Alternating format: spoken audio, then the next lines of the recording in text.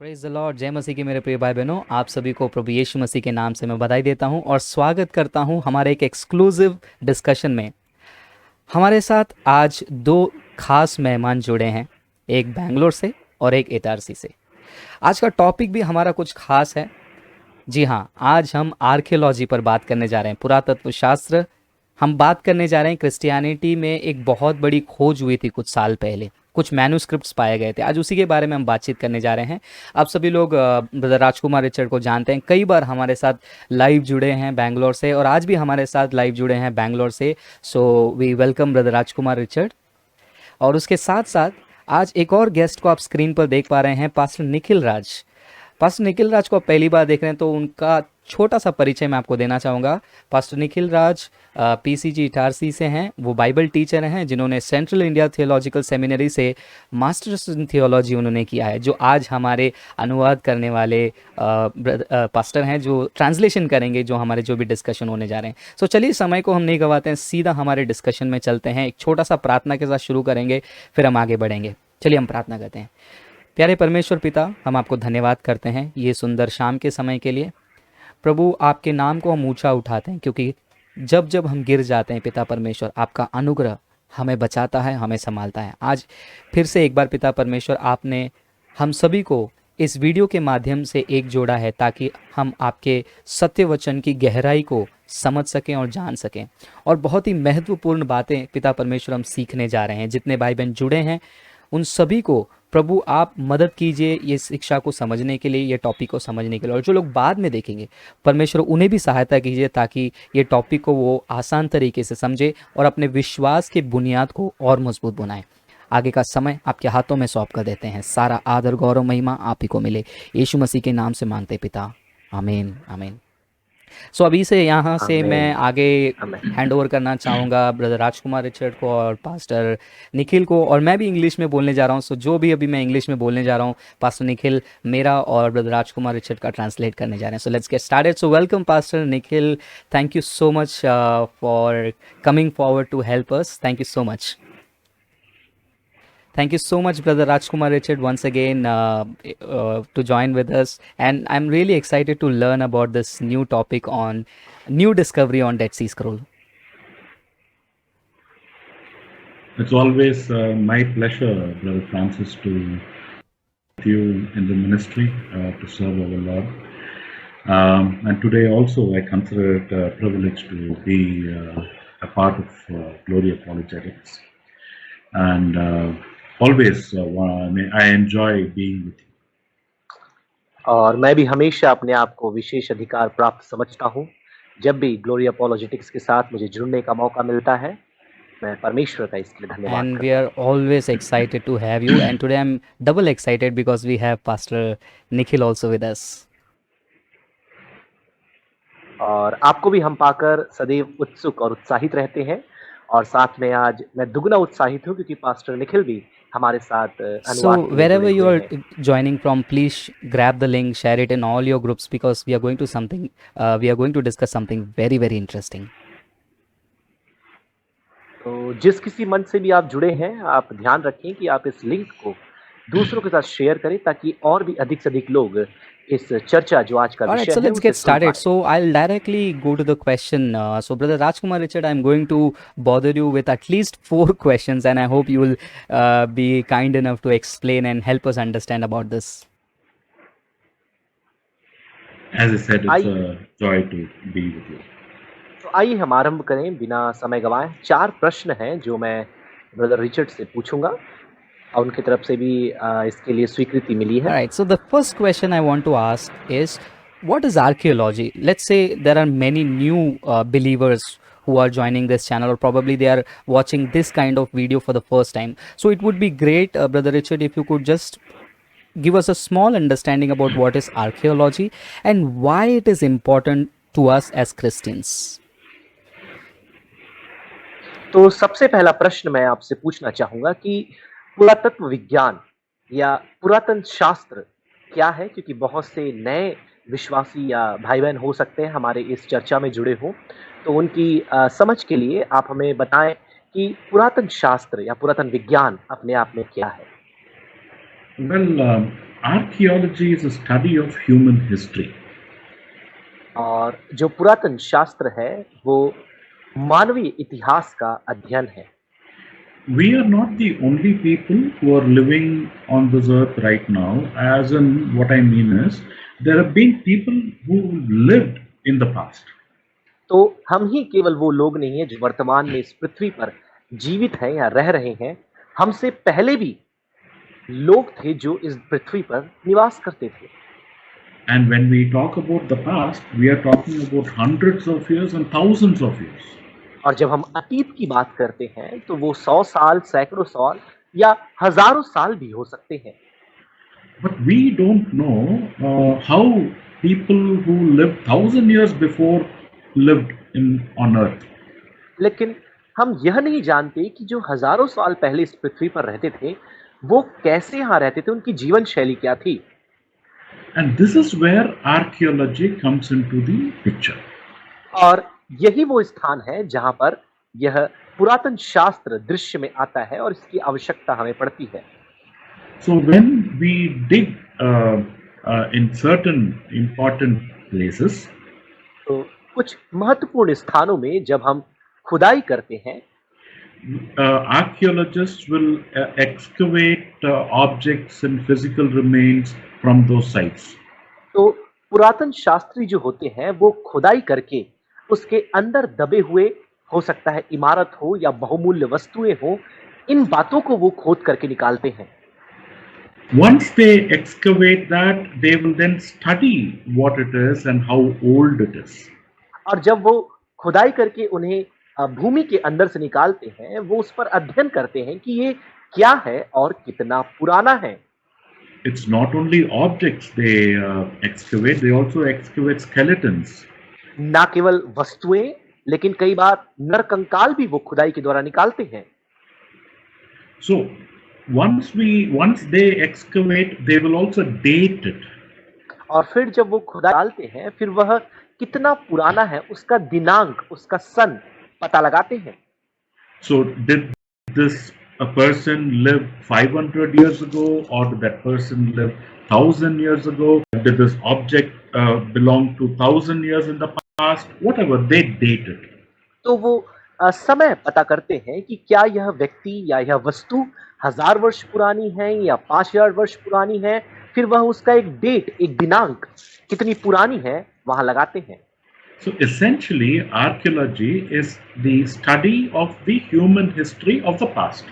तो बुनियादी तौर पर यदि परिभाषित करें पुरातन शास्त्र को, तो यह मानव इतिहास या मानव अतीत का अध्ययन है। How did our ancestors live, where they lived, and what they used, etc. तो हमारे पूर्वज कहाँ रहते थे, कैसे रहते थे, किन वस्तुओं का वो उपयोग करते थे। So this is probably a minor short summary of archaeology. तो ये बहुत ही संक्षिप्त या अल्प समय में आपको समझाया जाने के लिए एक परिभाषा या एक उदाहरण है। तो मुझे लगता है यह पर्याप्त होगा और किसी भी नए विश्वासी को बुनियादी समझ रखने के लिए कि पुरातन शास्त्र क्या है, पर्याप्त होना चाहिए। So now I'll move to the next question, Brother Richard. Like, the Dead Sea Scroll is one of the most important discovery of all time, especially for Christians. So could you please tell us what is the discovery of Dead Sea Scroll all about? I mean, what is it? Where was it found?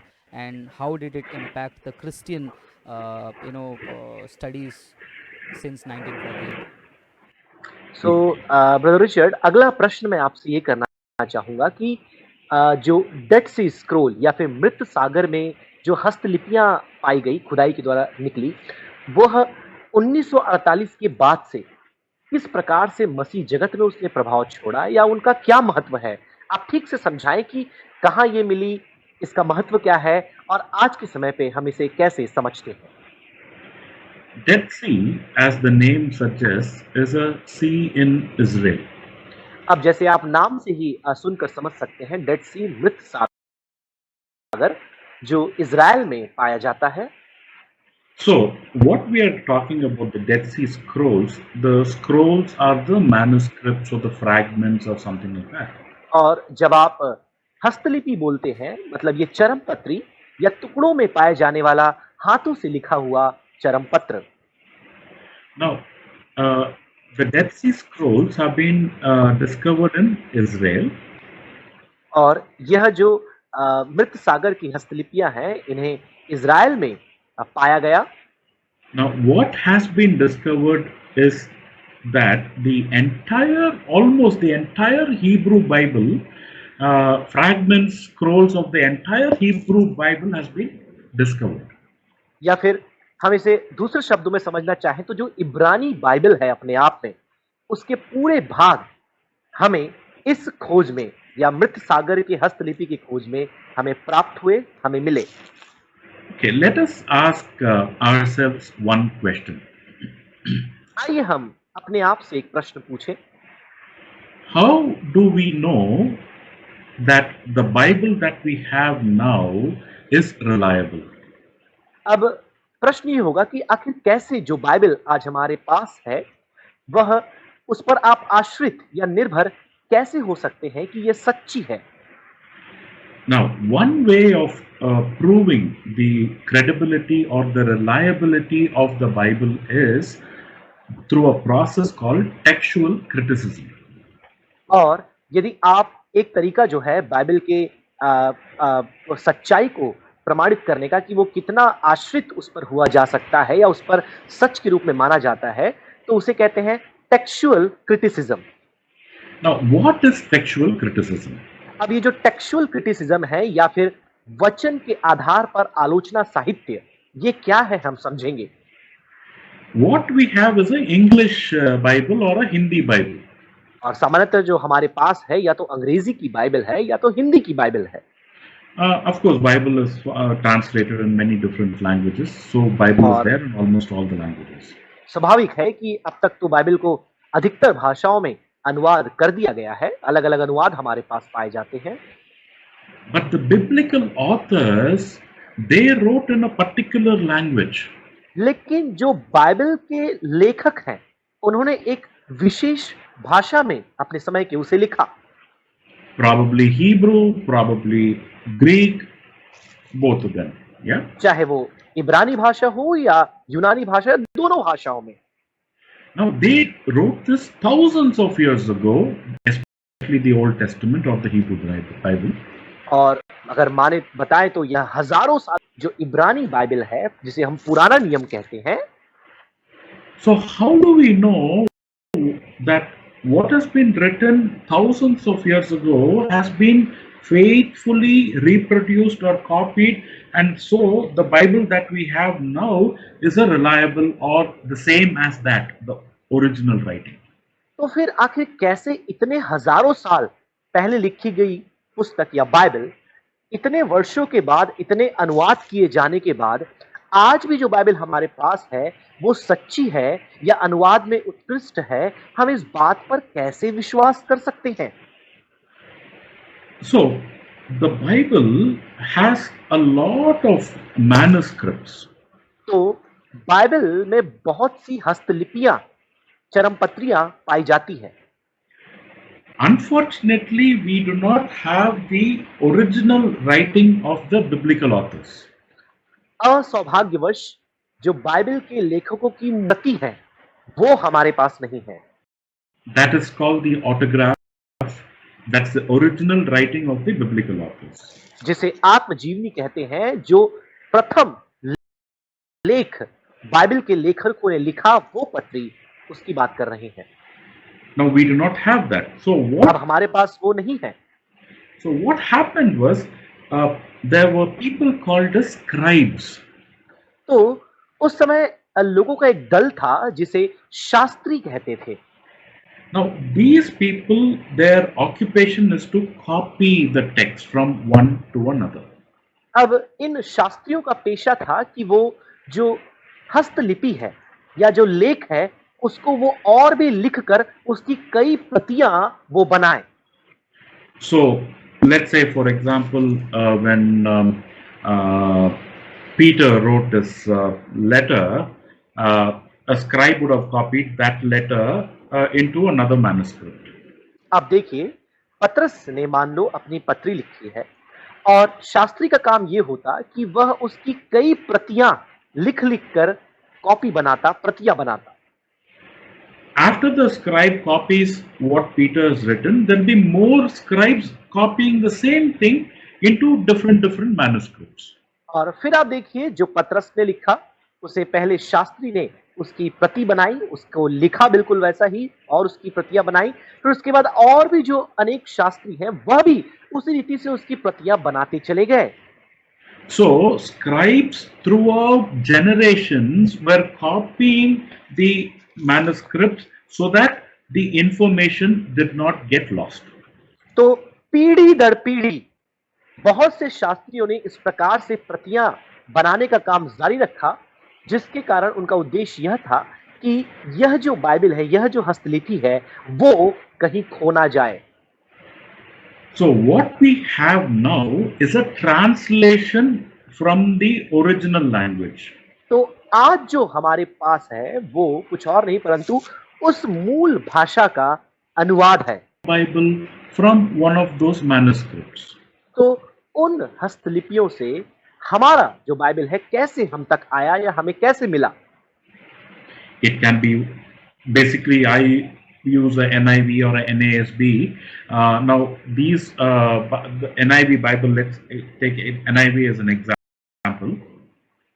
और मैं जैसे व्यक्तिगत तौर पर NIV या NASB इस्तेमाल करता हूँ। NIV का उदाहरण हम लेते हैं।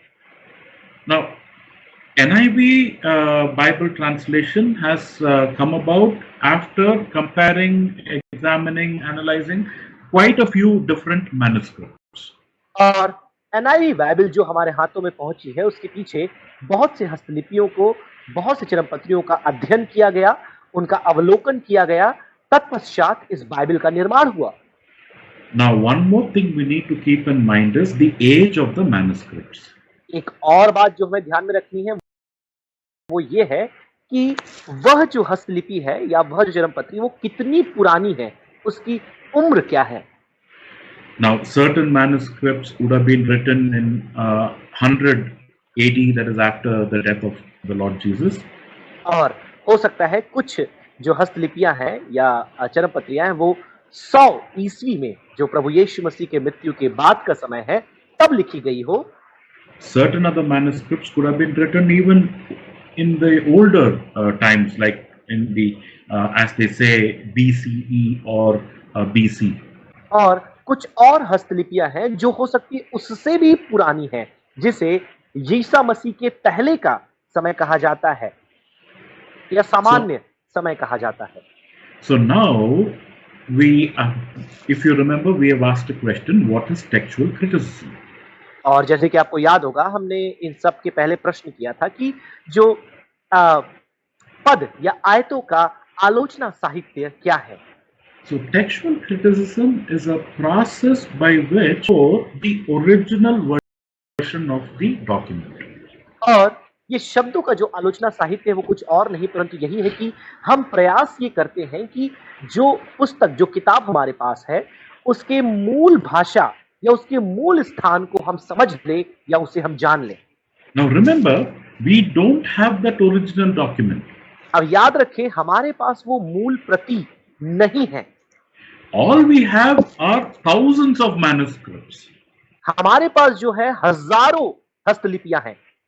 In other words, thousands of copies of the original document. या दूसरे शब्दों में बोले तो वो जो मूल प्रति जो लेखक के द्वारा लिखा गया, उसके हजारों प्रतियां जो बनाई गई वो। So scholars who specialize in textual criticism, और जो बुद्धिजीवी विद्वान इस शब्दों के आलोचना साहित्य में महारत, they will examine the various manuscripts and they will try to restore the original version of the document. और वो बहुत से इस प्रकार के हस्तलिपियों का निरीक्षण करते, उनकी जांच करते और उसके आधार पर एक मूल हस्तलिपि या जो मूल हस्तलिपि रही होगी उसका अनुमान लगाते। We should ask another question here. अब यहाँ पर एक और प्रश्न हमें करना चाहिए। Let's say there is a manuscript that was written in 100 AD. अब मान लेते हैं एक ऐसी हस्तलिपि हमारे पास है जो 100 ईस्वी में लिखी गई है। Now, there is another manuscript that was written in, let's say, 35 AD.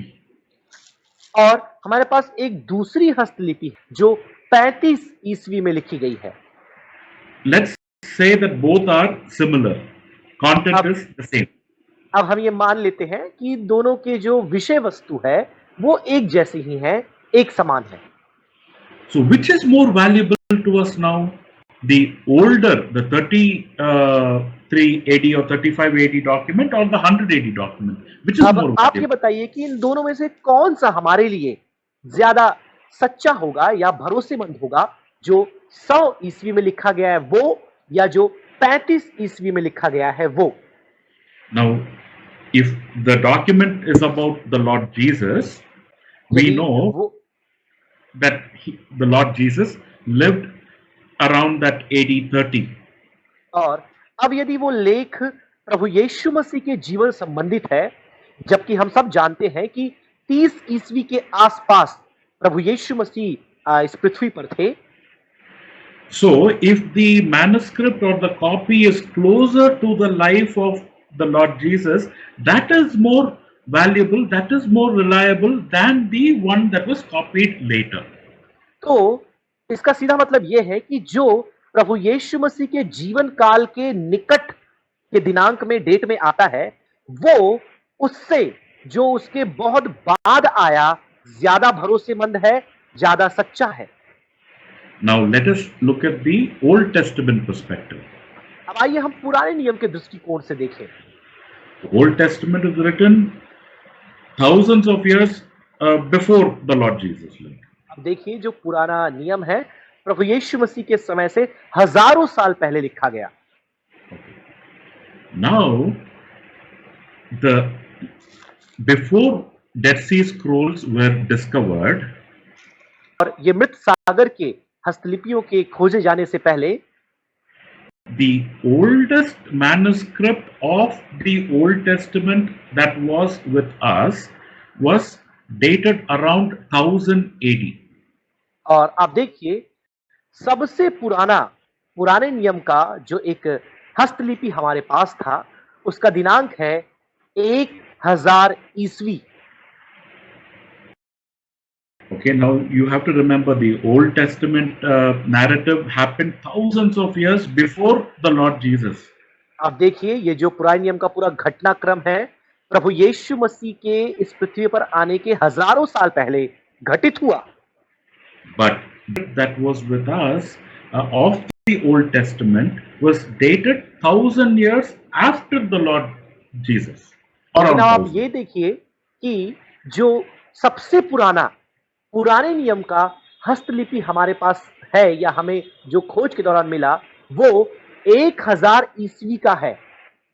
Now let us come back to Dead Sea Scrolls. अब आइए हम मृत सागर में पाई गई हस्तलिपियों के बारे में देखें। Do you know what was the date of the documents that were found in the Dead Sea Scrolls?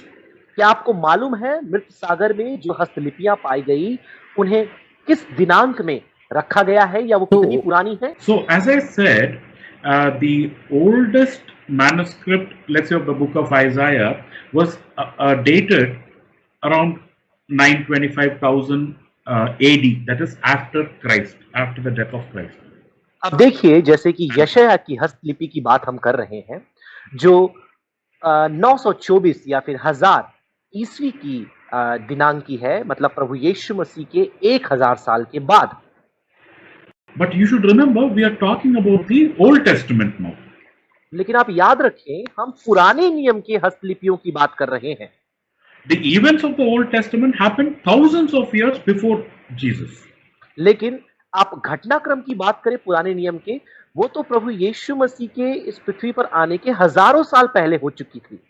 Now, let's say, for example, let's assume that happened around 5000 BC.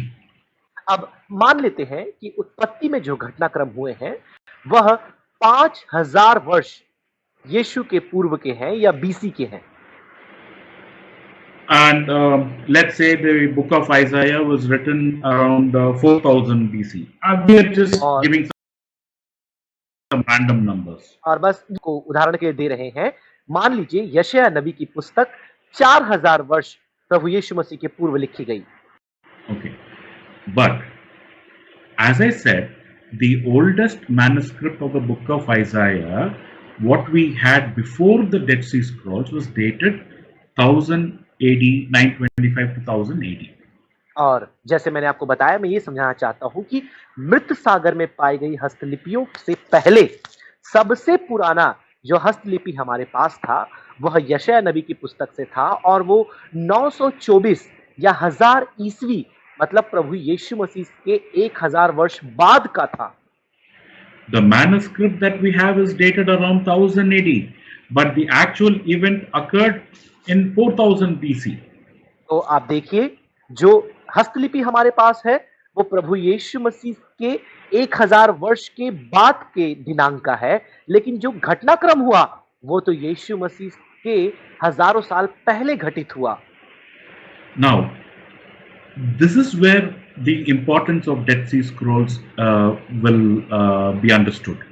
अब यहीं पर आप देख सकते हैं कि मृत सागर में पाई गई हस्तलिपियों का महत्व कितना ज्यादा है। When did I say the Dead Sea Scrolls were dated? It was dated around the 125 BC. 125 BC sir. 125 BC. The Dead Sea Scroll was dated, especially of the book of Isaiah, was dated at around 125 BC. तो जो मृत सागर में पाया गया हस्तलिपि है उसमें यशायाह नबी की पुस्तक खास तौर पे 125 ईसा पूर्व के दिनांक को दिया गया है। Now, the actual event occurred at around 4000 BC. The Dead Sea Scroll is dated 125 BC.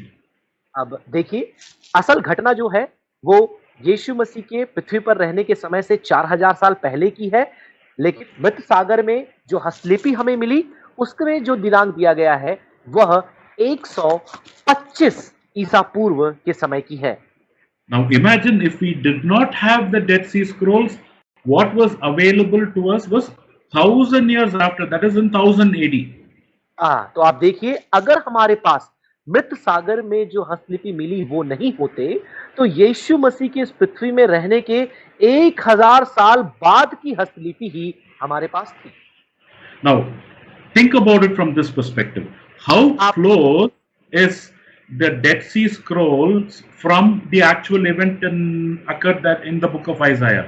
आप इस पूरे घटनाक्रम को इस रीति समझने का प्रयास करें कि जो मूल समय पे जो घटनाक्रम हुआ उससे यह मृत सागर में पाई गई हस्तलिपि कितना करीब है, कितना निकट है। It happened, I mean the time elapsed between the actual event to the manuscript is around 3900 years. तो आप देखिए असल घटनाक्रम होने का और हस्तलिपि के लिखे जाने का या प्रति बनाने का लगभग 3900 साल का ही अंतर है। But before the Dead Sea Scrolls were discovered, what we had was dated about 5000 years after the actual event occurred. तो यह मृत सागर में पाए गए हस्तलिपियों के पहले क्या होता था कि जो घटनाक्रम है उसमें और जो हस्तलिपि हमें मिली है उसमें 5000 साल का अंतर था। Now, which of these two documents are more valuable? अब आप बताइए कि इन दोनों में से कौन सी हस्तलिपि या दस्तावेज है जो हमारे लिए ज्यादा महत्वपूर्ण है?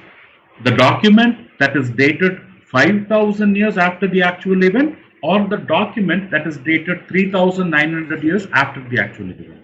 अब आप ये बताइए जो दस्तावेज घटनाक्रम होने के 5000 साल के बाद का है या जो घटनाक्रम होने के केवल 3900 साल बाद का है। So what we should always remember is, if the document is closer to the date of the actual event, that is more valuable to us.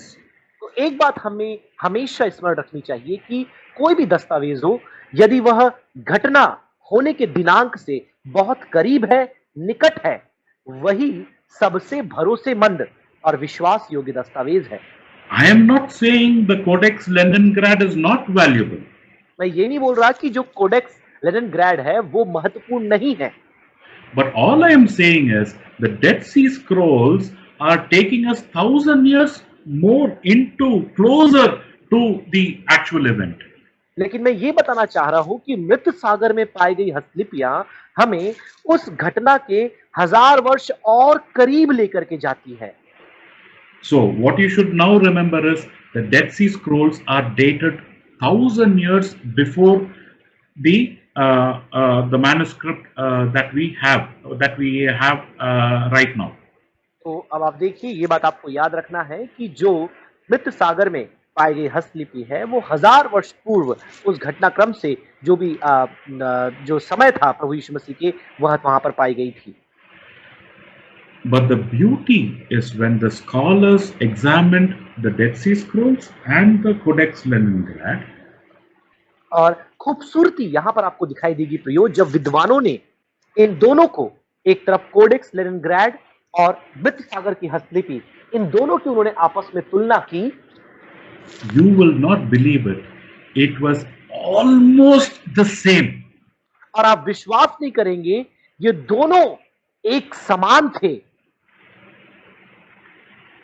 Remember, the two documents were written 1,000 years apart. अब देखिए, दोनों लेख में लगभग 1000 वर्ष का अंतर पाया जाता है। Dead Sea Scrolls 125 BC, Codex Leningrad 1000 AD. आप देखिए, जो कोडेक्स लेनिनग्राड है वह 1000 ईस्वी में लिखा गया यीशु के बाद, और मृत सागर में पाया जाने वाला जो हस्तलिपि है वह प्रभु यीशु मसीह से 125 साल पहले लिखा गया। Now, in this 1,000 years that has elapsed, both the manuscripts have the exact same content. अब देखिए, 1000 वर्ष का अंतर होने के बाद भी दोनों ही हस्तलिपियों में एक समानता है, समरूपता है। I told you it is almost the same, right? मैंने आपको बताया पूर्णतः एक समान है, पूर्णतः। You know what was different between the Dead Sea Scrolls, the Book of Isaiah, and the Codex Leningrad? और आपको पता है कि यशाया जो मृत सागर में पाया गया हस्तलिपि है और कोडेक्स लेनिनग्राड है, दोनों में क्या मामूली सा अंतर था? Only 3 letters were different. 3 letters. 3 अक्षर, केवल 3 अक्षर दोनों में अंतर के थे। And those letters made up the word called light. और वही जो 3 अक्षर हैं वो मिल करके ज्योति, वर्ड लाइट, Yes. या ज्योति जो शब्द है उसको बनाते हैं। So think about this. Think how big the book of Isaiah is. तो अब देखें कितना विशाल यशाया नबी की पुस्तक है। Now think about the manuscript written 1,000 years later. अब देखें हजारों वर्ष बाद लिखी गई हस्तलिपि। When you compare the one written in 1000 AD and the one written 125 BC, both have the same content. अब देखिए, एक तरफ एक है हमारे पास जो यीशु मसीह के पृथ्वी पर रहने के समय से 125 साल पहले लिखी गई, और दूसरा हमारे पास है प्रभु यीशु मसीह जब में रहने के पृथ्वी पर रहने के 1000 साल बाद लिखी गई। Now what does this prove? अब इससे क्या प्रमाणित होता है? The Bible that we have right now with us, that you and I have, is the same as the original. और अब जो बाइबल हमारे पास है, जो आपके पास है, वह मूल प्रति के समान है, जो असल बाइबल थी बिल्कुल वैसा ही है। In fact, when we talk about the reliability of the Bible, we say that the Bible that we have now is 99.5% accurate. और जब हम बातें करते हैं कि बाइबल पर कितना भरोसा किया जा सकता है या बाइबल कितने भरोसेमंद है, तो बताया जाता है कि 99.5% यह भरोसेमंद है, इस पर भरोसा किया जा सकता है। So once again, what is so great about the Dead Sea Scrolls discovery? तो फिर से एक बार, इस मृत सागर में पाई गई हस्तलिपि की खोज के पीछे आखिर इतनी महत्वपूर्ण बात क्या है? all the fragments, all the documents that were found at the Dead Sea in the Qumran caves took us to the biblical events. और इसका सीधा सरल उत्तर यही होगा कि जो कुमरान गुफाओं में मृत सागर की जो हस्तलिपियां हमने पाई, वो हमें हजारों साल जो असल घटनाक्रम है बाइबल के, उनके करीब लेकर जाती है, उनके पास लेकर जाती है। So when we got the Dead Sea Scrolls, what did we learn from that? और जब हमने मृत सागर को सागर के उस हस्तलिपि को अपने पास लाया या पाया, हमने उससे क्या सीखा? That the manuscript that was dated 1,000 years after is the very same as the Dead Sea Scrolls. और हजारों साल बाद जिस हस्तलिपि को दिनांक दिया गया था, डेट दिया गया था, वह बिल्कुल वैसे ही है जो उसके पहले हमें प्राप्त किए गए। So the copying by the scribes was almost 99.5% perfect. तो शास्त्रियों के द्वारा या अनुवाद करने वालों के द्वारा जो प्रतियां बनाई गई, वह पूर्णतः सत्य थी, वो उतनी ही असल थी जितनी बाइबल आज हमारे पास है। So the copying, the transmission of the Old Testament, the content is absolutely perfect. तो प्रतियां बनाना, उसकी और भी कॉपियां बनाना, वह उत्कृष्ट है, उत्तम है और पूरे अपने आप में सच्चाई उसमें पाई जाती है। So when Dead Sea Scrolls were discovered, we also learned that the Bible that we have is the same as the oldest, the original document. तो हम ये सीखते हैं कि जब मृत सागर के हस्तलिपियों को खोजा गया, वह पाए गए, तो जो बाइबल आज हमारे पास है, वह उस मूल प्रति से पूर्णतः मिलती है, एक समान है, कोई भी अंतर नहीं है। So that's why people call the Dead Sea Scrolls discovery as one of the greatest discoveries of all times. इसलिए बहुत से विद्वानी इस बात को मानते हैं कि उन तमाम बड़े खोजों में, उन तमाम बड़े खोज जो किए गए मसीह जगत में, उसमें सबसे महत्वपूर्ण जो है मृत सागर की हस्तलिपियां हैं। So Brother Francis, have I given a decent explanation? Brother Francis, आप बताएं कि जो समझाइश That was हमने दी है, वो amazing. I पर्याप्त was होगी? actually trying to understand the basics of, rather, I was just trying to understand what is this Dead Sea Scroll all about. But you took us all the way from, you made a wonderful, it's like a virtual journey we had. और Yes. सचमुच बहुत ही अद्भुत था आपसे सुना कि एक अच्छी यात्रा आपने पूरे मृत सागर के उस चरमपत्रियों के द्वारा हमें कराई। So you basically connected. I was just wondering why Brother Richard is going to the manuscript, textual criticism. Then when you came to the end, I realized, oh, Brother was building a bridge. Now it's easy for any new believer to understand the importance of these scripts.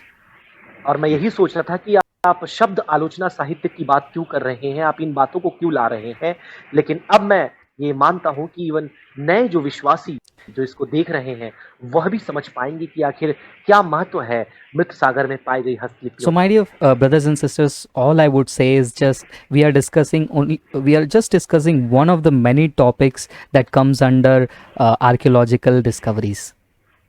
तो प्रिय भाई और बहनों, हमारा विषय जो है, हम केवल बहुत से जो विषय पुरातन साहित्य में जो बाइबल संबंधित है, पुरातन शास्त्र संबंधित है, उनमें से कई विषयों में से केवल एक विषय को ही हम आज चर्चा में लेकर आए And can हैं। you imagine if this one discovery amazes us, you will be shocked and surprised to learn that there are many other discoveries which actually connects to the actual events. और जब केवल एक ये किस खोज के बारे में हमने देखा, हमने सुना और इतने हम आश्चर्यचकित हो गए, आप सोचिए जरा कितने ऐसी खोज की गई है पुरातन शास्त्र के द्वारा, पुरातन विज्ञान के द्वारा, जो बाइबल के मूल घटनाक्रम से मेल खाते हैं। कितना ही अद्भुत ये बात And है। the amazing thing, Brother Rajkumar Richard, is that this discovery, correct me if I'm wrong, it's an accidental discovery by the Bedouins. Am I right? Oh my और God. देखिए, अगर मैं गलत हूं तो आप उसमें सुधार कर सकते हैं। यह सोचे समझे तरीके से इसका खोज नहीं किया गया, लेकिन अचानक से एक चरवाहे के द्वारा यह खोज निकाला गया। You're right, Brother Francis. 2 or 3 Bedouin shepherd boys, accidentally located this. Actually, they threw a stone into the cave, and that stone hit a pot-like object, and they heard something break, and that was the leading point to this discovery.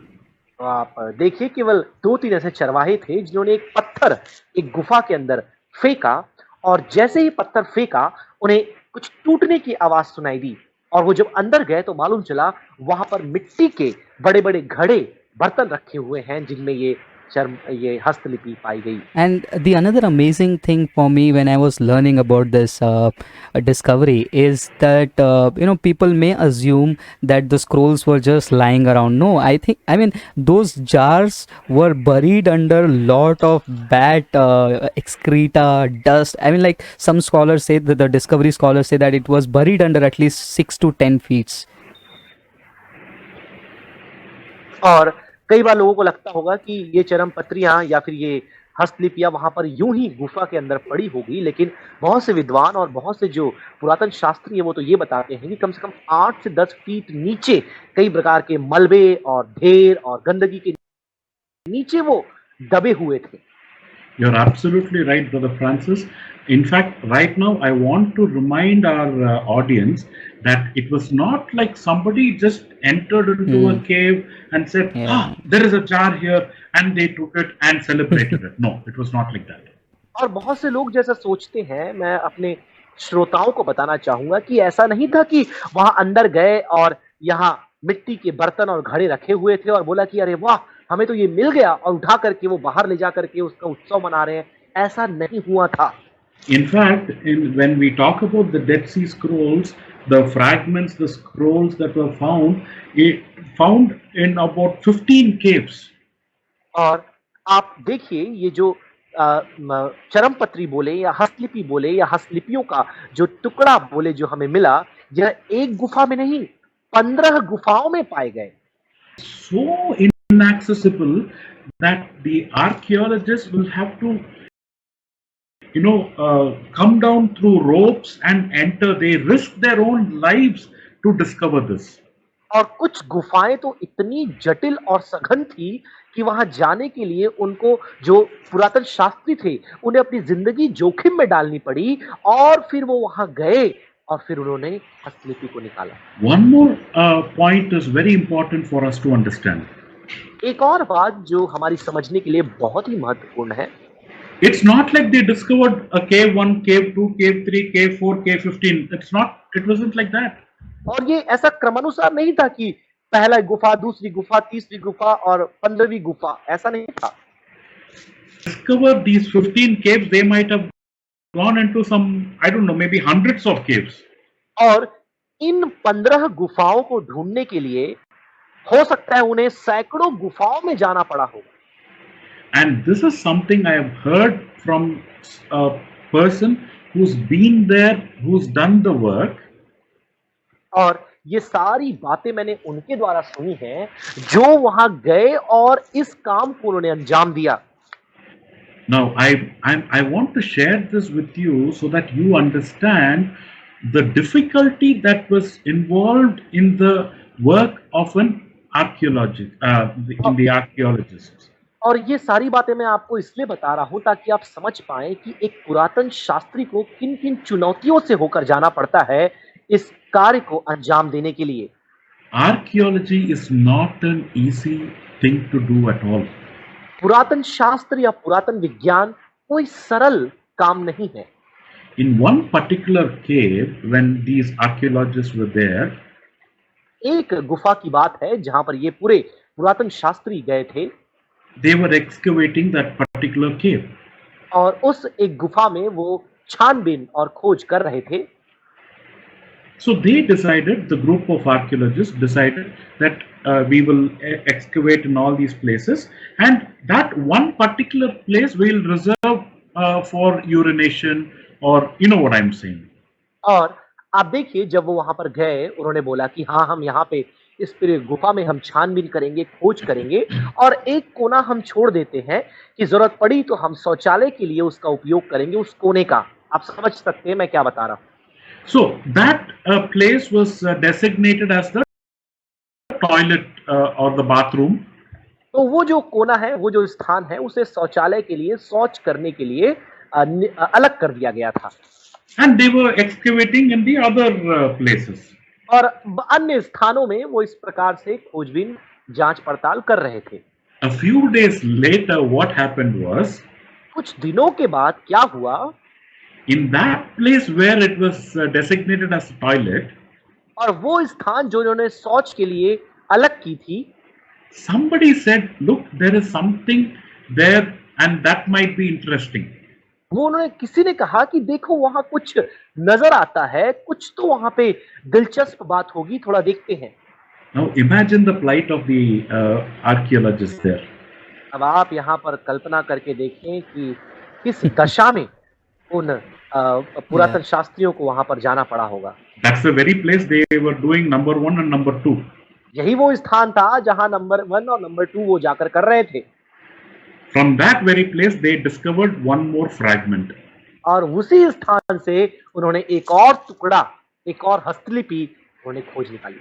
Why I am saying this is the job of those wonderful people was not at all easy. और ये सारी बातें मैं आपको इसलिए बता रहा हूं कि उन अद्भुत लोगों का जो कार्य था बिल्कुल भी सरल, आसान नहीं था। Even if we say that they risked their life, यदि हम ऐसा कहें कि उन्होंने अपने जिंदगी को भी जोखिम में डाल दिया तो अतिशयोक्ति नहीं होगी।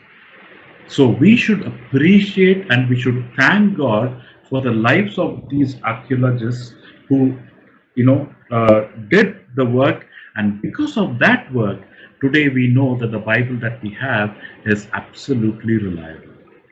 तो हमें इन पुरातन शास्त्रियों का धन्यवाद करना चाहिए, हमें उनका शुक्रिया अदा करना चाहिए, क्योंकि उनके अथक प्रयास और परिश्रम के द्वारा ही आज इस मृत सागर की जो हस्तलिपियां हैं हम तक पहुंची है। I'm sorry, Brother Francis, you asked me a short question, I gave you a very long Oh, that was amazing. और माफ करें ब्रदर फ्रांसिस, आपने छोटा प्रश्न पूछा, मैंने काफी विस्तृत आपको उत्तर That was दिया है। amazing and useful as well. Thank you. So I just have one, very basic question which ideally I should have asked in the beginning, but I'll keep it at the end because this question will surely come into our viewers' mind. और एक और प्रश्न है मेरे पास, मैं अंत में लिखा था लेकिन हमारे श्रोताओं के मन में निश्चित तौर पर ये प्रश्न आया होगा, मैं पूछना चाहूँगा। Before I ask that, a very small question, I just want to know what is this latest discovery in the Qumran cave? I recently came across your article, and there are a couple of scholars talking about that there are new discoveries in the Dead Sea. So what is that? और इससे पहले कि मैं वो प्रश्न करूं, एक और प्रश्न है, मैं पूछना चाहूंगा कि इस कुमरान गुफा में, कुमराव की गुफा में और भी कुछ हाल में ही खोज किए गए हैं, क्या आप उसके बारे में बताएं, क्योंकि काफी आर्टिकल्स या कुछ ऐसी खबरें मैं पढ़ रहा था, देख रहा था, तो क्या वहां हाल में ही मिला है, उसके बारे में आप बताएं। The most recent discovery from the Dead Sea Scrolls was from a place called the Cave of Horror. और एक गुफा है जो कुमरान गुफा में पाया जाता है, जहां पर मृत सागर है, horror, am I right sir? Cave of Horrors. Horrors मतलब एक डरावनी गुफा जिसे कही जाती है। Why was it named the Cave of Horrors? Is because they found a lot of skeletal remains also from that cave. और उसका नाम इतना भयावह गुफा या डराने वाली गुफा क्यों रखा गया? क्योंकि यहाँ पर बहुत से कंकाल या हड्डियां मिली। Now, the latest discovery of the Dead Sea Scrolls includes two verses from the 12 minor prophets. और 12 जो हमारे छोटे नबी हैं, उनमें how many versus sir? Two verses from the 12 minor prophets. हाँ, तो 12 जो हमारे पास छोटे नबी हैं, उनमें से 2 आयतें हमें उस गुफा से मिला है। The first is from the book of Zechariah, chapter 8, verses 16 to 17. जकरया नबी की पुस्तक 8वां अध्याय 16 आयत से लेकर 18 आयत तक। And the second discovery was the book of Nahum, verses chapter 1, verse 5 and 6. और नहुम नबी, दूसरा जो है नहुम नबी की पुस्तक है, पहला अध्याय 5 और 6वीं आयत। 5वीं और 6वीं आयत। So the latest discovery includes the two verses, one from Zechariah and one from Nahum. तो सबसे हाल में ही जो खोज किए गए हैं उसमें ये 2 आयतें आती हैं, जो एक ज़करिया नबी की पुस्तक से है और दूसरा नहूम नबी की पुस्तक से। Excellent. Now the latest discovery happened recently. Now one fact I'm not sure whether I mentioned or not is the Dead Sea Scrolls were discovered between 1947 to 1956, around that period of time. और 1947 to 1956 1956. या 1947 से 1956 के बीच में, मैं उसके बारे में उतना पक्का नहीं है मुझे, कुछ खोज किए गए जिसमें और भी कुछ बातें मिली। So basically, Brother Rajkumar, you are saying that the Dead Sea Scrolls were found between the time period of 1947 to 1957. 1956-57. Yes. Now we should remember the reason being there were so many caves that had to be So the excavated. first time the discovery of Dead Sea Scroll happened on 1947 in the Yeah, end. 19. तो सबसे पहली आप यही बताना चाहते हैं कि सबसे पहली बार मृत सागर में उस हस्तलिपियों की खोज 1947 में शुरू हुई। So the latest discovery happened recently. तो अभी जो मैंने आपको बताया, जो हाल में खोज की गई, वो तो अभी हुआ है। So what we should also know here is this excavation process is being continually happening. और आपको ये जानना जरूरी है कि ये जो खुदाई का काम है, जो ढूंढने खोजने का काम है, कई वर्षों से है। In fact, one such excavation site was very close to the US Embassy in Jerusalem. और एक तो खोज का जहां पर से ये पुरातन शास्त्री काम कर रहे थे, वो यूएस की जो एम्बेसी है, जो दूतावास है, उसके बहुत निकट था। So, to cut the long story short, the latest discovery had two verses from the 12 minor prophets, one from Zechariah, another one from Nahum.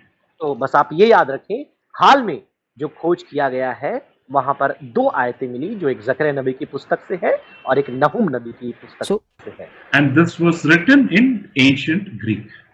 और याद रखें, इसे जो प्राचीन समय की यूनानी भाषा है उसमें लिखा गया था। So, Brother Rajkumar Richard, yes, of course we can spend a lot of time discussing about this, but could you just give a brief understanding about this new discovery, like why it is significant to us? What is the significance of this latest discovery in the Qumran? Yeah. और हाँ, इस पर अगर चर्चा करें तो कई घंटों हम बैठकर चर्चा कर सकते हैं, लेकिन बहुत ही संक्षिप्त में आप हमें बताएं कि इस जो हाल में किए गए खोज का क्या महत्व है हमारे लिए। Small piece of information is essential before we go on to answering this question.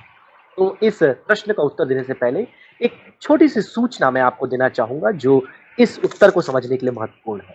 An ardent Jew will not write the name God. और आप देखिए, एक जो बहुत ही समर्पित यहूदी है, वो कभी भी God, गॉड नहीं लिखेगा, परमेश्वर नहीं लिखेगा। He will probably write G space or dash and D. और जब भी वो लिखेंगे जी, उसके बाद खाली रिक्त स्थान छोड़ देंगे, फिर वो लिखेंगे D. Because he considers himself as unworthy to even write the name of the most holy God. तो वो ऐसा मानते हैं कि एक महामहिम पवित्र परमेश्वर के नाम को लिखने के वो योग्य नहीं है। So when we know that the name of God is Yehovah, तो जब हम जानते हैं कि परमेश्वर का नाम यहोवा है, he will not write the full spelling of Yehovah. तो वो यहोवा का पूरा वो जो मात्रा है और अक्षर है वो नहीं लिखेंगे। He will just write YHWH. तो वो केवल YHWH, केवल ये 4 अक्षर ही लिखेंगे। That's all he will write. केवल यही वो करेंगे। And I want to take another minute more from Brother Francis and give you an interesting snippet of information. 1 minute और लेके ब्रदर फ्रांसिस से मैं एक और सूचना आपको देना चाहूंगा। It just came into my mind, so I need to share it with you. मेरे मन में आया, मैं सोचा कि आपको बताऊं। the author of the book of Job, अय्यूब की पुस्तक का लेखक he never wrote the name of God and the name of devil side by side. उसने कहीं पर भी परमेश्वर और शैतान का नाम आजू बाजू नहीं लिखा, Because every sincere Jew knows God is holy of holies. हर एक जो गंभीर या समझ है वो जानता है कि परमेश्वर पवित्रों का भी पवित्र परमेश्वर है। So what I'm trying to say is they consider the word God as so sacred that they will not write it fully. मैं यही बताना चाहता हूं कि उन्होंने परमेश्वर जो शब्द है उसको इतना पवित्र समझते थे कि वह लिखते नहीं थे, उसे कभी नहीं लिखते थे। So now coming to the recent discovery of the scroll, अब जो हाल में जो चरमपत्री या जो हस्तलिपि खोज कर निकाली गई उसके बारे में बात करेंगे। when they found the fragment that is from the book of Zechariah and Nahum, और ये जो जकरिया और नहूम की पुस्तक से जो टुकड़े उन्हें मिले, जो लेख उन्हें मिले, when they examined those fragments, what they found was very interesting phenomena. जब उन्होंने जांच किया उन हस्तलिपियों का और जो उन्हें मिला वो बहुत ही दिलचस्प है जानना। Now remember, the recent discovery, it was written in ancient Greek. आप याद रखें, ये जो हाल में खोज किया वो प्राचीन यूनानी भाषा में लिखा गया था। Now, as the scribe was writing, when the name of God had to be written, और जब ये शास्त्री या प्रतियां बनाने वाले लिख रहे थे और परमेश्वर का नाम उन्हें लिखना होता था। now remember the scribe was writing in Greek. आप देखिए, अब ये जो शास्त्री है, लेखनहारे, वो अब प्राचीन समय की यूनानी भाषा में लिख रहे हैं। So he now has to write the name of God, अब उसे परमेश्वर का नाम लिखना है, which is that YHWH और in ये वही Hebrew. है YHWH इब्रानी भाषा में। He's not writing in Hebrew, he's writing in Greek. लेकिन अब तो वो इब्रानी में नहीं लिख रहे, वो यूनानी में लिख रहे हैं। So what will he write in Greek? He will write kurios. तो अब वो यूनानी में क्या लिखेगा? वो लिखेगा कुरियोस।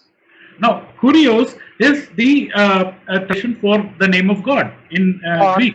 कुरियोस जो शब्द है वो परमेश्वर के लिए यूनानी में अनुवाद है। But this particular scribe, he did not write kurios, he wrote YHWH in Hebrew. अब देखिए, तो ये जो शास्त्री जो प्रतियां बनाने वाले थे, उन्होंने कुरियोस नहीं लिखा, परंतु इब्रानी में उन्होंने YHWH लिखा। He probably thought Greek is an unholy language. How can I write the name of God in an unholy language? I have to write the name of God in the holy Hebrew language. तो हो सकता है उसने सोचा होगा कि ये जो यूनानी भाषा है ये एक अपवित्र भाषा है और मैं कैसे अपने पवित्र परमेश्वर का नाम इस भाषा में लिख सकता हूं। So that was the first very significant learning that we came to understand from examining that particular fragment.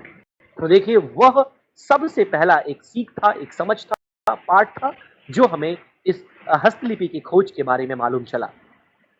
One more interesting aspect from the recent discussion. तो हाल में किए गए खोज का एक और बहुत ही दिलचस्प पहलू मैं आपके सामने रखूंगा। You know, Zechariah chapter 8 verse 17 in the old Greek, it says, do not plot evil against each other. जकरिया 8 के 17 में जो प्राचीन समय की यूनानी में ये लिखा गया है कि एक दूसरे के प्रति तुम बुरे षड्यंत्र न बनाओ। Now, this is in the ancient Greek, but I'm reading from the NIV version, Zechariah 8:17. It says, do not plot evil against each other. और ये तो प्राचीन कहना चाहिए यूनानी मैंने बताया आपको, NIV में पढ़ता हूं तो उसमें ऐसा लिखा है कि एक दूसरे के प्रति बुरे षड्यंत्र या बुरी योजना मत बनाओ। Now, in the new fragment that was discovered recently, अब जो नया जो हस्तलिपि है, जो खोज हाल में ही जिसका किया गया, the same sentence has been translated slightly. तो वही जो वाक्य है उसको थोड़ा अलग रीति से अनुवाद किया गया है। The new translation says, "As for a man, do not plot evil against his neighbor in your heart." तो वहां ये आया है कि नए अनुवाद के अनुसार कि अपने पड़ोसी के लिए अपने हृदय में कोई भी बुरी योजना या बुरे षड्यंत्र मत बनाओ।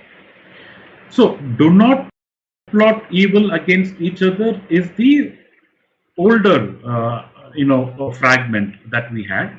तो पुराने जो हस्तलिपि मिली उसमें ये था कि एक दूसरे के प्रति तुम कोई भी बुरी योजना या षड्यंत्र मत बनाओ। That particular language is the Old Greek. और वो जो भाषा थी वो प्राचीन समय की यूनानी भाषा थी। But in the new fragment, they used a different, type of a Greek word, and they introduced the word man, and they translated it. लेकिन नए अनुवाद में या फिर नए प्रति में ये हुआ कि उसी बात को लेकर उन्होंने एक अलग जो उपमा को देकर के व्यक्ति के द्वारा उन्होंने उस अनुवाद को वहां पर लिखा। I think I said translated. I'm sorry, they didn't translate, they copied it. हाँ, मैं अनुवाद नहीं किया, उन्होंने प्रतियां बनाई, बिल्कुल हूबहू वैसा ही लिख करके उसकी प्रतियां बनाई। So, in a nutshell, they didn't copy it exactly similar because, that was the old Greek, and now he is writing it in the newer version of Greek. तो देखिए उन्होंने जैसा मूल में भाषा लिखा है बिल्कुल वैसा ही अनुवाद या फिर वैसे ही उसको नहीं उतारा, लेकिन जो आधुनिक समय की भाषा है उसको ध्यान में रखते हुए उन्होंने उसके अनुसार उसकी प्रति बनाई। So what the scribe has done is he did not distort the original meaning. तो उस शास्त्री ने जो मूल भाषा है उसके अर्थ को उसने भ्रष्ट नहीं किया, बिगाड़ा नहीं।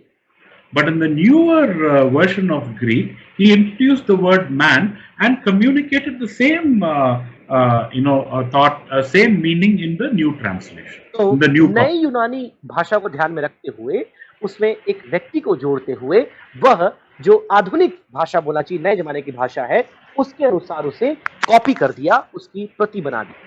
So these are the two interesting aspects from the recent Dead Sea Scrolls discovery. तो हाल में ही मृत सागर में जो हस्तलिपि खोज किए गए उसमें से ये दो महत्वपूर्ण पहलुओं को या बातों को मैंने आपके बीच में रखा है। Thank you so much, Brother Rajkumar Richard. That was an intensive discussion. I thought this discussion will be very short, but as usual, whenever we talk to you, it's like full of information and really amazing. Thank you so much. But before we end, I just have one silly question which I want to ask. But before that, let Pastor Nikhil translate. I just forgot that he's there. Yes, Pastor. बहुत बहुत ही अच्छा। जब भी आप हमारे साथ आते हैं बहुत ही दिलचस्प बातों को आपसे सुनने का मौका मिलता है। बहुत ही अच्छी सूचना आपने इस विषय में हमें दी और मैं आपसे एक और प्रश्न करना चाहता हूँ। So the last question is very silly, very small, which I should have asked in the beginning. How? और अंतिम प्रश्न बहुत ही बचकाना है, आपको बहुत ही हास्यप्रद लग सकता है, लेकिन फिर मैं ये पूछूंगा। अंतिम प्रश्न So assume I'm a very new believer. So Brother Rajkumar, how did this scroll go into the caves? Who kept those scrolls in the caves? तो ब्रदर रिचर्ड आप ये सोचिए कि मैं एक नया विश्वासी हूँ, हाल में ही विश्वास में आया हूँ, तो मेरा प्रश्न आपसे ये होगा कि ये जो हस्तलिपियां हैं वह उस केव में, उस गुफा में कैसे पहुंची? Just maybe a short explanation, like 1 or 2 line explanation on this. बहुत ही संक्षिप्त 1 या 2 लाइन में यदि आप दे पाए। So how did these scrolls get into these caves? A wonderful question, Brother Francis. Thank you for asking this. Brother Francis, शुक्रिया, बहुत ही अच्छा प्रश्न आपने पूछा कि आखिर कैसे गुफाओं में ये हस्तलिपियां पहुंचाई गई या कैसे वहां ये पहुंच गई। Now we should remember that the Jews always lived under oppression. तो हमें एक बात याद रखना है कि यहूदी लोग अधिकतर समय हमेशा प्रताड़ना और सताव से होकर गए। So when the Romans, probably the oppressors probably attacked them, they went and usually hide in caves such as this. तो जब रोमी लोग यहूदियों को प्रताड़ित वह बच करके इन गुफाओं में जाकर छिपते थे। So when they went to hide in the cave, they also took these documents along with them. तो जब वो उन गुफाओं में छिपने के लिए जाते, अपने साथ इन दस्तावेजों को, इन हस्तलिपियों को वो लेकर जाते थे। Because remember, these documents to the Jews were very sacred documents. याद रखें, ये जो हस्तलिपियां हैं, ये चरमपत्रियां हैं, ये यहूदियों के लिए बहुत ही पवित्र थी। And that's how these documents got into those caves. तो इसी प्रकार से ये सारे दस्तावेज उन गुफाओं में, अलग-अलग गुफाओं में पहुंच गए। All शुक्रिया। right, so I have lot of things to ask, but since we have to look at the time also, would like to invite you once again in future, maybe part 2 of this discussion, or maybe we can have another discussion on archaeology, manuscripts, and textual criticism. बहुत से प्रश्न हैं हमारे पास, लेकिन समय हमारे पास नहीं है, तो हम प्रयास करेंगे कि एक बार फिर से या इसका भाग 2 हम बनाएं, जिसमें और भी इस चरमपत्रियों के बारे में, हस्तलिपियों के बारे में, या फिर जो वचन के आधार पर जो आलोचना साहित्य है, उस पर हम और भी एक भाग So thank you so much, Brother Rajkumar Richard, for Brother accepting the Francis, I've invite. never said no to whenever you asked me to join. Yeah, sure. Thank you so much for accepting the invite, and would love to have you again. तो बहुत बहुत शुक्रिया, आपने हमारे आमंत्रण को स्वीकार किया और आशा करेंगे फिर से एक बार हम आपको बुलाएं। So It's always a joy to partner with Glory Apologetics and minister to the Lord's people. So thank you for inviting me. और ये Surely हमेशा do. ही ग्लोरी अपोलोजेटिक्स के साथ मंच बांटना, उनके साथ मिलकर सेवा करना, परमेश्वर के लोगों की सेवा करना एक बड़ी ही आशीष की बात है, और मैं अगर फिर से आप बुलाएं, मैं उस आमंत्रण को भी स्वीकार thank you करता हूं। so much. So let us close this program with a short prayer. So may I request Brother Rajkumar Richard to pray, maybe a short prayer without translation. एक छोटी सी प्रार्थना पास्टर राजकुमार रिचर्ड करेंगे और बिना अनुवाद के रहेगी। You've chosen such unworthy vessels like us to serve you. We feel so small, we feel so humbled, but we are so grateful, and we are so happy to serve you people in your name. And thank you for giving us this opportunity through Glory Apologetics. Thank you for Glory Apologetics and Pastor Nikhil. We pray that your constant blessings would be upon the Glory Apologetics team, Brother Francis and Pastor Nikhil, and upon everyone who listens to the Father. Father, we need you, especially in these tough times, the COVID pandemic times. Father, we need you. When death is so close to us, Father, we need the presence of the living God in us. And we want you to encourage, comfort, and bless every single person who's listening, and every single person who is in pain, who is suffering. And we want all of us to know that the living God is with us. And we want all of us to feel encouraged, blessed, even through these tough times. Once again, thank you for this opportunity. Thank you for Glory Apologetics and Pastor Nikhil. And we ask this prayer in the precious name of our Lord and Savior Jesus. Amen. Amen. आमेन। धन्यवाद मेरे प्रिय भाई बहनों, आप सभी लोग बहुत ही दिलचस्पी के साथ जुड़े थे, और पास्टर निखिल के अनुवाद को सुनने के बाद मेरे शब्द लड़खड़ा रहे हैं, क्योंकि बहुत ही ज़बरदस्त ट्रांसलेशन था। Thank you so much pastor Nikhil, आगे आने के लिए, और आशा करते हैं कि आगे भी आप थोड़ा समय निकालेंगे हमारे साथ आकर ट्रांसलेशन करने के लिए। जरूर जरूर। सो Even I want to thank Pastor Nikhil. Thank you for bearing with whatever flaws whatever No, mistakes. great. It was flawless, and I was in good flow with you. I enjoyed translating you. Thank you so much brother Rajkumar and pastor Nikhil once again. मेरे प्रिय भाई बहनों, लगातार brother Rajkumar Richard के लिए और pastor Nikhil के लिए भी प्रार्थना करते रहिए। प्रभु की मर्जी हो, आने वाले दिनों में ऐसे और कई सारे हम डिस्कशन आपके सामने लेकर आएंगे। और मुझे बस एक ही छोटी सी कमी फील हो रही थी कि कोई अच्छा अनुवाद करने के लिए कोई सपोर्ट करे, तो पास्टर निखिल आए हैं, और मैं आशा करता हूं कि पास्टर निखिल आगे भी सपोर्ट करेंगे, ताकि हम और ऐसे इंग्लिश टू हिंदी वीडियो करें, ताकि इंग्लिश ऑडियंस को भी फ़ायदा हो और हिंदी ऑडियंस को भी एक ही टाइम पे फ़ायदा हो जाए। तो ऐसे ही लगातार हम मिलते रहेंगे। अगर अभी तक आपने चैनल को सब्सक्राइब नहीं किया है कर लीजिए, और बेल आइकन को प्रेस कर लीजिए ताकि नेक्स्ट वीडियो का नोटिफिकेशन आपको मिले। और जितना हो सके ये स्टडी वीडियो को अपने व्हाट्सएप ग्रुप्स में, अपने चर्च ग्रुप्स में शेयर कर दीजिए ताकि वो लोग भी सीखें और पुरातत्व शास्त्र के बारे में और उत्साह आपके अंदर आए। बस इतना ही नहीं, डिस्क्रिप्शन में आपको ब्रदर राजकुमार रिचर्ड का जो लेटेस्ट डिस्कवरी जो डेड सी स्क्रॉल का है उसका लिंक मैं शेयर कर दूंगा, और कुछ बुक्स भी जो है रीड करने के लिए मैं आपको शेयर कर दूंगा ताकि आप डाउनलोड करके बाद में रीड कर सकते। So once again thank you brother Rajkumar Richard and thank you so much pastor Nikhil. So with this we come to an end. एक बार फिर आपसे मिलेंगे, तब तक प्रभु आपको और आपके परिवार को आशीष करे। God bless you, take care, bye bye.